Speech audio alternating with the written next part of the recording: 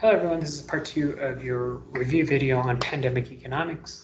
And so what I was trying to get at is towards the end of the last video was kind of delineating the power, the market power of the monopolist, trying to understand the power that a monopolist has.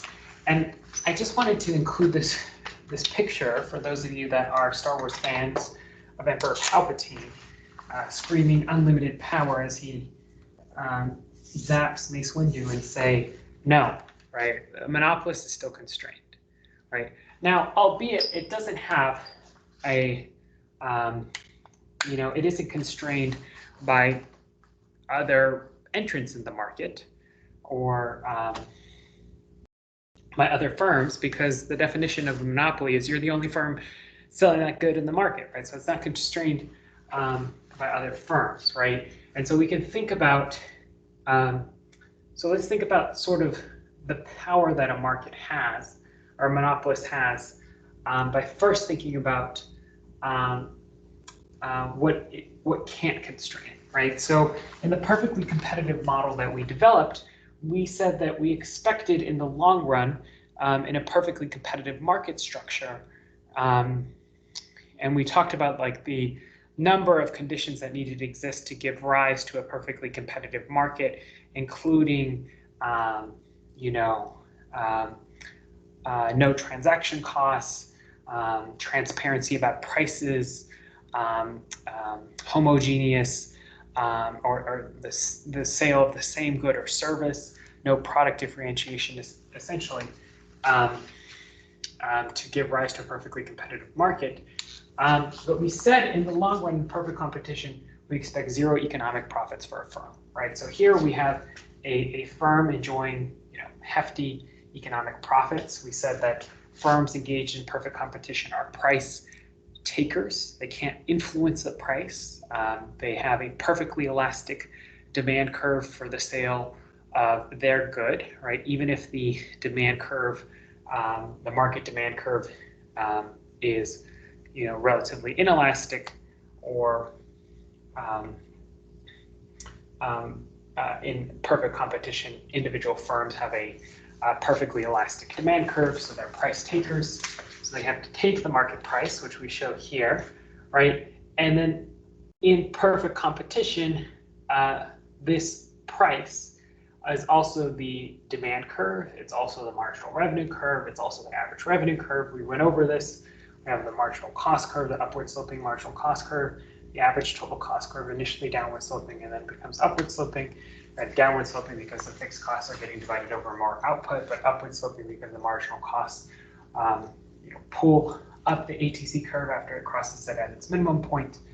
But this firm that's enjoying profits in the short run, eventually we expect more entrants to enter the market,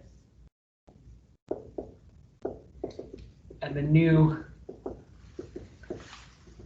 price, Mr. Dark, right, the marginal revenue curve, the demand curve, the average revenue curve, and the price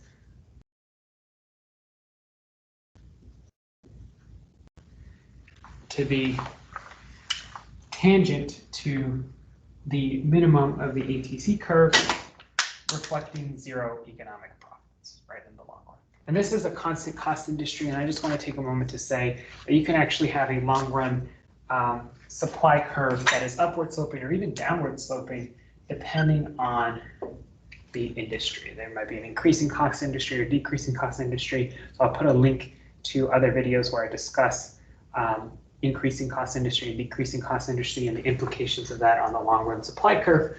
But for right now, the same intuition holds, right? In a perfectly competitive market, we have zero economic profits in the long run. Right? So this constraint, there's no competitive constraint, right? There's no constraint placed on a monopolist by other firms because they own the market, right? And so that's why we show a downward sloping demand curve for a perfectly competitive, for a monopolist, because they own the market, right? So they have the market demand curve, right? The demand curve for an individual firm in a perfectly competitive, which is the other market extreme, is perfectly elastic, but for a monopolist, it's downward sloping. So this constraint doesn't exist. But nonetheless, the monopolist power is not unlimited, right? It's not unlimited, right? The monopolist still has to respect the demand curve, right? They are not Emperor Palpatine. They still must respect the demand curve. But before we get into that, perhaps it's also helpful to introduce one of the game theoretic tools that I've introduced in practically every one of these review videos that I've created, which is the prisoner's dilemma.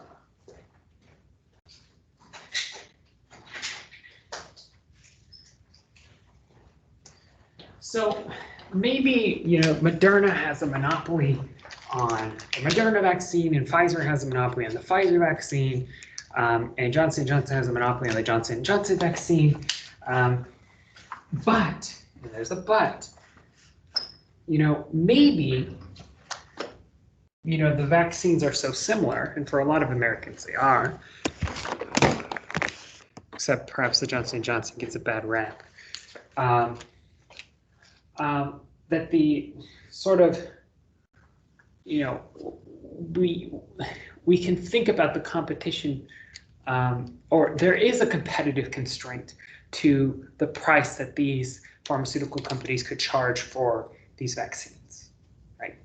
In this theoretical world where these pharmaceutical companies are allowed by the government to sell vaccines directly to us, and the government is totally non-interventionist and laissez-faire, right? And so perhaps we need a bit of game theory to help us think about the sort of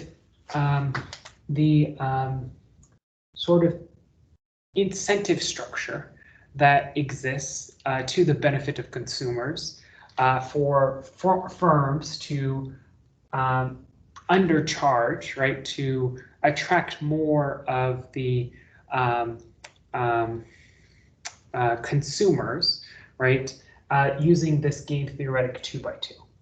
Right, I'm not going to go into detail with this 2x2. You know, I've gone into incredibly lengthy detail about how to solve this type of game, but I just encourage you to pause the video and solve this game and think about the strategy sets, right? This 2x2 game, company A may be Pfizer, company B may be Moderna, in a world in which they're able to sell these vaccines directly to us. They have the option to both charge like a higher price, but there's always going to be this incentive to deviate from one company to the next and charge a lower price to attract more of the consumer base. And this incentive to deviate essentially forces this, or leads the solution to this game to be here, right, at this Nash equilibrium where each player is playing the best response to the other player, but is the suboptimal, or is the third best outcome for each player, right? This payoff matrix, it's not measured in utils or dollars of profits earned. I just put the ranking of the outcome respectively to the players. Okay, but I'm not going to go into detail about dominant strategies and all that stuff because I've already done 2 videos on it. But what's constraining monopolists? Well, the demand curve, right? The monopolist still has to respect the demand curve. They don't have unlimited power like Emperor Palpatine. They still must respect the demand curve and the marginal cost curve, right? They care about this. They don't have unlimited power. This is me thinking about what pictures to print out, right? And so I'm not going to go into length about elasticities, but presumably, again, in a hypothetical world where these pharmaceutical companies were allowed to sell the vaccines directly to us, right? The COVID-19 vaccine would be, you know, characterized. The demand curve would be incredibly inelastic, I would imagine. Right? People are incredibly fearful of the coronavirus or getting the coronavirus, so incredibly inelastic demand. And so I've talked about this before, right? We study extremes in economics to understand the range of possibilities that exist between extremes, right? Demand curves, except in instances of a perfectly inelastic demand curve or a perfectly elastic demand curve, there's a range along the demand curve that is elastic. There's a range along the demand curve that is inelastic. And so I want you to go back and look at that video on elasticities. I'll include the link in the description and how to calculate elasticities of demand. But elasticities, remember, are sensitivity to changes in something, right? So price elasticity demand is the sensitivity of quantity demand to changes in price, right? And so we characterize something as inelastic if it is the percent change in quantity demanded of that good is lower than the percent change in price of that good. So a situation in which if we raise the price, the quantity demanded we expect to fall, right, because there's a negative relationship between price and quantity demanded of a good, but it falls by a lower percentage than the rising of the price. We characterize that as inelastic demand. So that'd be a situation. So goods that are inelastic, right? If you raise the price of them, you should be able to increase total revenue, right? So if, and of course, there's, you know, demand curves. There's a range along the demand curve that's elastic. There's a range that's inelastic. You know you're in that inelastic range if, as you're increasing the price, your total revenue goes up, right? And so remember we looked at the Martin-Shkreli example, and I actually have, this is a random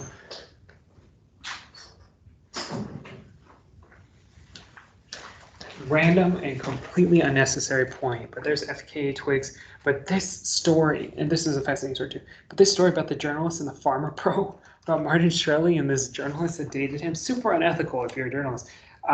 Fascinating, weirdest story I've read all year. Weird.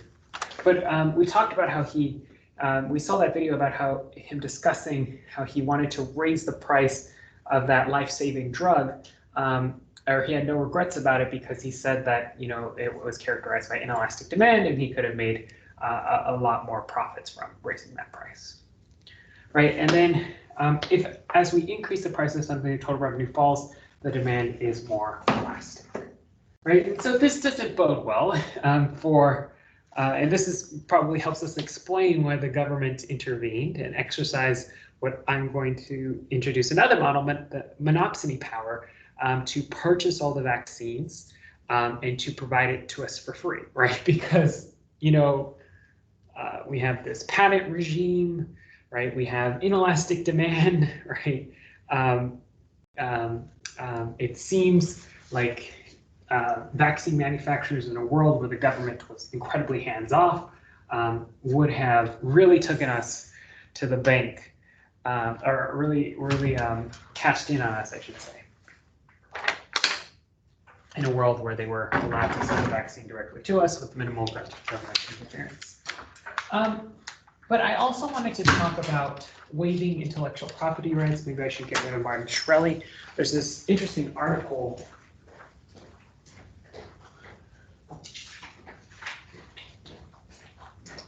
Fascinating article in the New York Times and an op-ed piece too that I'll link in the description about the Biden administration deciding to, or backing efforts to suspend patents on vaccines, right? And so the logic, I suppose, for which someone would want to do that is to, provide the recipe of vaccine creation to other countries that can potentially manufacture the vaccine and sort of, increase supply of the vaccine. However, I read an op-ed article that was fascinating that discussed, I don't know how technical the vaccine creation process is, that vaccine production is very technical, much more technical than the production of, opioid medication or so on and so forth. And so therefore, even if the patents are suspended, other countries that have pharmaceutical industries, and not all countries have pharmaceutical industries, right? And maybe this has like an international trade aspect to it, right? Maybe not all countries have the comparative advantage in a pharmaceutical industry. But not all countries have pharmaceutical industries that have the technical knowledge or the skills or like the workers and the equipment to manufacture vaccines, right? And so we can use elasticity again to think about this, right? sort of, obviously suppliers want, higher prices, right? But we can think of sort of, because their surplus increases as the price increases. But we can think about sort of a supply curve that is perfectly inelastic, right? To help us think about the limitations in place, right? Maybe, in this private market where the price of these vaccines are increasing exorbitantly, but, supply can't necessarily, the quantity of supply can't increase, right? Because it's relatively inelastic, or in this case, perfectly inelastic. We're just using the perfectly inelastic supply curve to sort of wrap our heads around the range of possibility that exists between it, because of lack of technical know-how, lack of the skilled workforce to be able to manufacture the vaccine. Right. So, okay. So why are COVID-19 vaccines free for me? Right. So this is kind of the question, right? I kind of set up, it seems like Moderna and Pfizer should be making a killing, and to be sure, they are making, money, but presumably much less than they could have if the government hadn't intervened. And so what the government is doing is they're exercising monopsony power, and they purchased all the vaccines. They put export controls on the vaccines themselves. They purchased all of the vaccines. And so we use the monopsony model in the labor market video to show the ability of a buyer of labor to pay workers less than the value, or to pay workers less than their marginal revenue product of labor, right? So we saw this gap, right? The price remember this was wage, the wage that the monopsonist valued that worker at, and the actual wage that is paid, right? And so this gap too, right? The government is exercising monopsony power, right? We don't have to really know monopsony outside of the context of labor markets in this course, but the same logic we could apply in this example. The government is exercising its ability as the sole buyer of COVID-19 vaccines to force and drive down the price of COVID-19 vaccines. Presumably, it's still giving the pharmaceutical companies a hefty, allowing them to charge some markup, so that way they're incentivized to produce it, but they're exercising monopsony buying power to essentially force down the price of the drug, right? And then they provide it to us for free. All right, that's the economics of the COVID-19 pandemic.